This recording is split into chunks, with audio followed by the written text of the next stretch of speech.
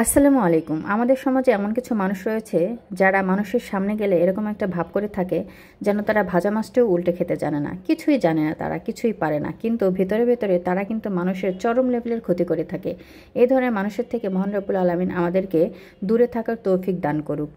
আরও কিছু কথা এদের থেকে আপনার লুকিয়ে রাখতে হবে। যেমন ধরেন, আপনি বাড়ি কিনছেন, মুখ বন্ধ রাখতে হবে। একটি নতুন গাড়ি কিনছেন, মুখ বন্ধ রাখুন। নতুন ব্যবসা শুরু করতে যাচ্ছেন, মুখটা বন্ধ রাখুন।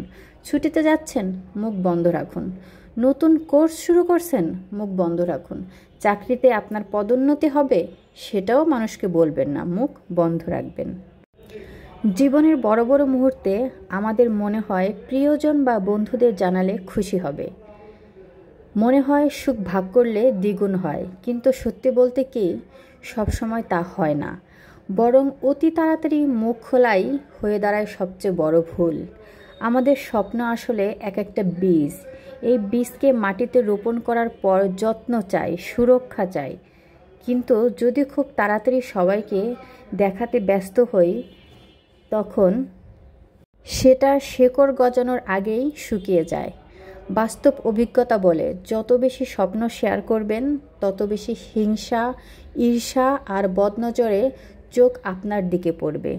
আর এটাই অনেক সময় আপনার সাফল্যের পথে অদৃশ্য দেয়াল হয়ে দাঁড়ায়। আমরা যাদের বন্ধু বলে বিশ্বাস করি, তাদের সবাই আন্তরিক নয়।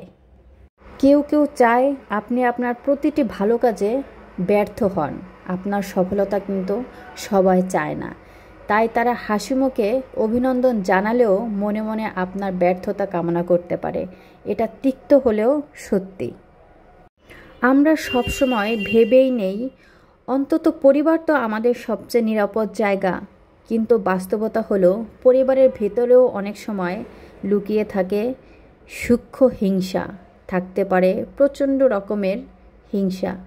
ভাই বোন আত্মীয় কেউ কেউ চাইতে পারে যে আপনি তাদের ছাড়িয়ে না যান।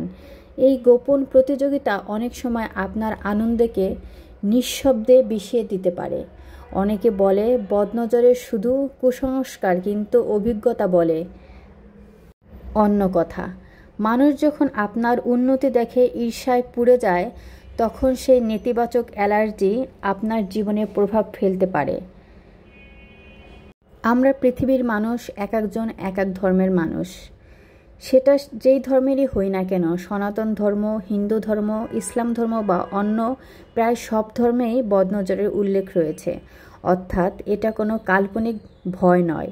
নীরবতা দুর্বলতা নয়, বরং শক্তি। নীরবতাকে দুর্বলতা মনে না করে এটাকে শক্তি ভাবুন।